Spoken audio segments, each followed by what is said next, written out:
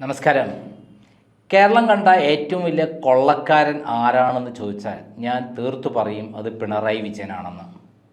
കേരളം കണ്ട ഏറ്റവും വലിയ മാഫിയ തലവൻ ആരാണെന്ന് ചോദിച്ചാൽ ഞാൻ പറയും അത് പിണറായി വിജയനാണെന്ന്. കേരളം കണ്ട ഏറ്റവും വലിയ കൊലപാതകി ആരാണെന്ന് ചോദിച്ചാൽ ഞാൻ പറയും അത് പിണറായി വിജയനാണെന്ന്. അതേപോലെ ഏറ്റവും വലിയ അഴിമതിക്കാരനും തട്ടിപ്പുകാരനും ആരാണെന്ന് ചോദിച്ചാൽ അതും പിണറായി വിജയനാണെന്ന് പറയും. അതിനൊക്കെ തെളിവുകൾ ഉള്ളത് കൊണ്ടാണ് ഞാൻ പറയുന്നത്. ടി.പി. ചന്ദ്രശേഖരനെ 51 വെട്ടുവെട്ടി കൊന്ന് വികൃതമാക്കി അതിൽ ആനന്ദം കണ്ടെത്തിയ ഒരു മനുഷ്യനാണ് പിണറായി വിജയൻ. പിണറായി വിജയൻ അറിയാതെ, സംസ്ഥാന സെക്രട്ടറി അറിയാതെ കേരളത്തിൽ CPM ആരെങ്കിലും കൊല്ലുമോ? ഇല്ല.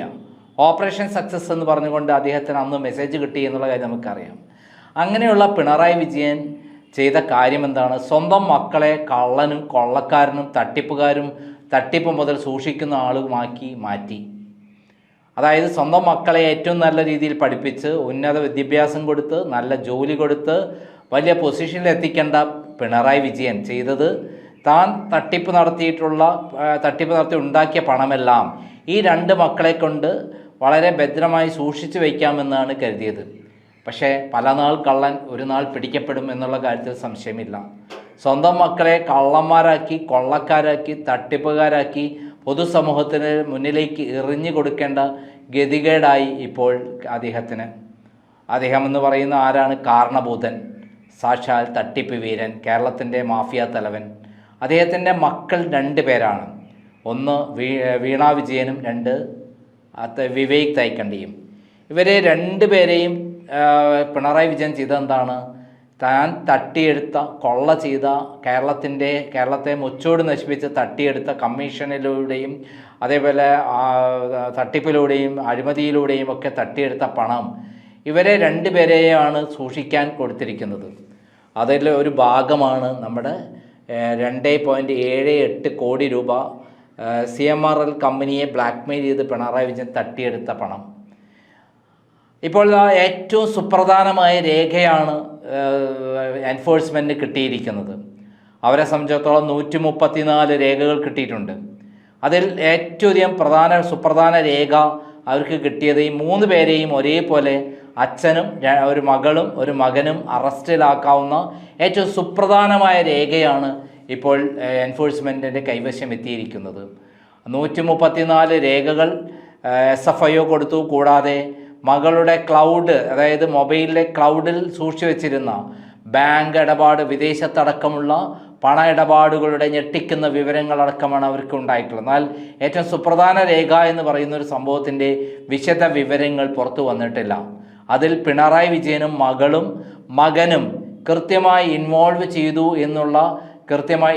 ചെയ്യുന്ന കൃത്യമായ രേഖ, അതായത് മകളെയും അച്ഛനെയും മകനെയും ഒരേപോലെ തൂക്കിയെടുത്ത് കൊണ്ടുപോയി ജയിലിലടയ്ക്കാവുന്ന രേഖയാണ് കിട്ടിയിരിക്കുന്നത്. എന്നാൽ എൻഫോഴ്സ്മെൻ്റ് ഇപ്പോൾ തീരുമാനിച്ചിരിക്കുന്നത്, കേന്ദ്ര BJP തീരുമാനിച്ചിരിക്കുന്നത് എന്താണെന്നറിയാമോ? ഇവിടെ പിണറായി വിജയനെ ആദ്യം അറസ്റ്റ് ചെയ്യണ്ട, മകളെ ആദ്യം അറസ്റ്റ് ചെയ്യുക, രണ്ടാമത് മകനെ അറസ്റ്റ് ചെയ്യുക എന്നുള്ളതാണ്. ഇപ്പോൾ തന്നെ 134 രേഖകളിൽ ഏറ്റവും പ്രധാനപ്പെട്ട രേഖ എന്ന് പറയുന്ന ഈ സംഭവത്തിന് തുടക്കമിട്ടത് ജോമി തോമസ് എന്ന് പറയുന്ന പ്രശസ്തനായ മലയാള മനോരമയുടെ ലേഖകനാണ്. അദ്ദേഹം ആദായ നികുതി സെറ്റിൽമെൻറ്റ് ബോർഡിൻ്റെ 2020 വിധിയുടെ കോപ്പിയാണ് പുറത്തുവിട്ടത്. ആ വിധിയാണ് കേരളം മുഴുവൻ പിടിച്ചു കുലുക്കുന്ന രൂപത്തിൽ കൃത്യമായി പ്രശ്നങ്ങൾ കാരണമായത്. നമുക്കറിയാം, ലാവ്ലിൻ കേസിൽ പിണറായി വിജയൻ മോഷ്ടിച്ചത് 278 കോടി രൂപയാണെങ്കിൽ പ്ലസ് 75 കോടി രൂപ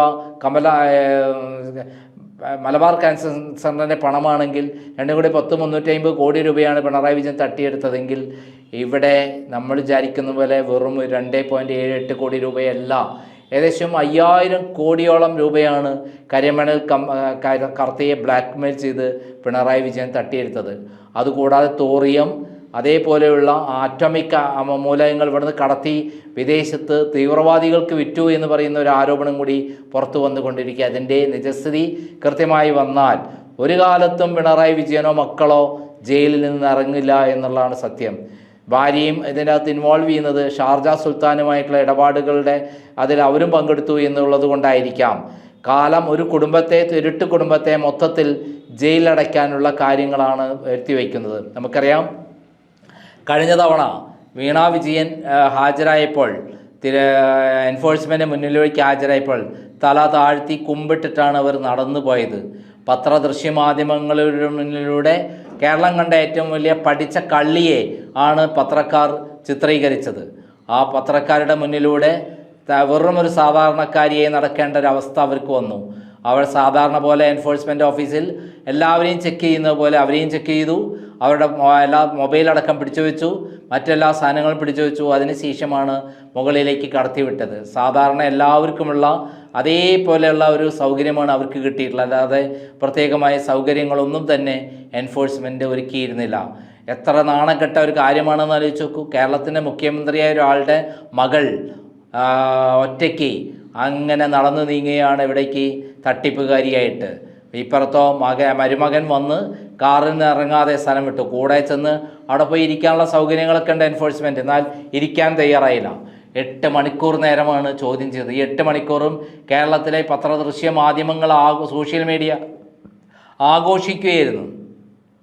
ആ 8 മണിക്കൂറും വീണ വിജയൻ്റെയും പിണറായി വിജയൻ്റെയും വിവേക് തായ്ക്കണ്ടിയുടെയും തട്ടിപ്പിൻ്റെ ഞെട്ടിക്കുന്ന കാര്യങ്ങൾ പറഞ്ഞുകൊണ്ട് പരിഹസിക്കുകയായിരുന്നു. ഇതിലപ്പുറത്തെ ഈ നാണക്കേട് എന്താണ് ഉണ്ടാവേണ്ടത് ഒരു പെൺകുട്ടിക്ക്?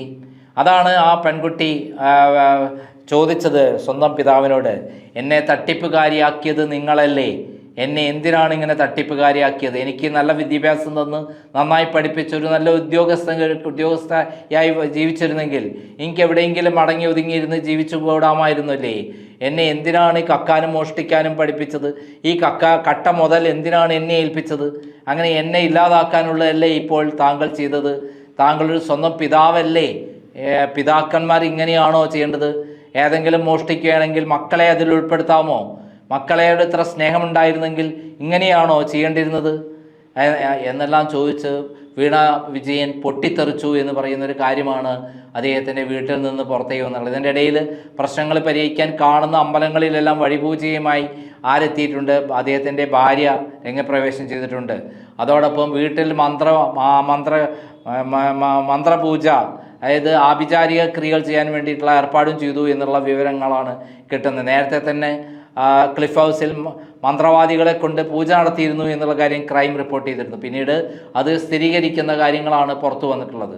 നമുക്കറിയാം, ഒറ്റ കേസിൽ തന്നെ നമുക്ക് എടുത്തു നോക്കിയാൽ അറിയാം, ലൈഫ് മിഷൻ തട്ടിപ്പിൽ 19 കോടി രൂപ വന്നതിൽ 9 കോടി രൂപയും തട്ടിയെടുത്തു.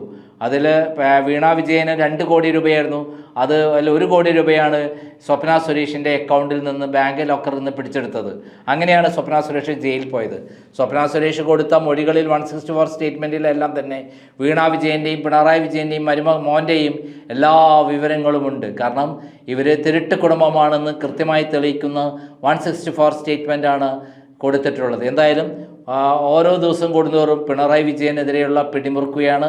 BJP തീരുമാനിച്ചിരിക്കുന്നത് ഇനി പിണറായി വിജയനെ വേണ്ട, ഈ വെഴുപ്പ് പാണ്ഡത്തെ കൊണ്ടു നടന്നാൽ BJPയും നാറും. പക്ഷേ അതിൻ്റെ അകത്ത് ഉള്ള കാര്യം എന്ന് പറഞ്ഞാൽ ചില BJP നേതാക്കന്മാരും ഈ പണ ഇടപാടിൽ ഇടപെട്ടു എന്നും അവർക്ക് ഓഹരി കിട്ടുക എന്നുള്ള വാർത്തകളുമാണ് ഏറ്റവും പ്രധാനപ്പെട്ടതും ഏറ്റവും ഞെട്ടിക്കുന്നതും. അത് BJP നേതൃത്വത്തെ വല്ലാതെ അലവസരപ്പെടുത്തുന്നുണ്ട്. പിണറായി വിജയനും മകളും പറയുകയാണ്, അതേപോലെ വിവേക് തായ്ക്കണ്ടി പറയുകയാണ്, ഇവിടെ നിന്നുള്ള BJP നേതാക്കന്മാരാണ് ദുബായിൽ വന്ന് അവിടെ യൂസഫ് അലിയോടൊപ്പം ഇവിടെയുള്ള പല കേസുകളും സെറ്റിൽ ചെയ്യാൻ പ്ലാൻ ചെയ്തതും പ്രവർത്തിച്ചതും എന്ന് പറയുന്നൊരു കാര്യം വെളിപ്പെടുത്തി കഴിഞ്ഞാൽ ഈ മുൻ മന്ത്രിമാരുടെ സ്ഥിതി അതീവ ദയനീയമായിരിക്കും.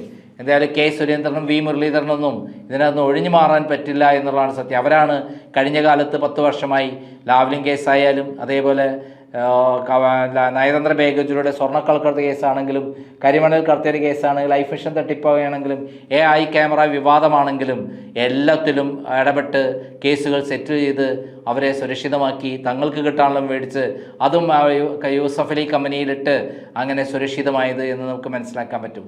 നന്ദി, നമസ്കാരം.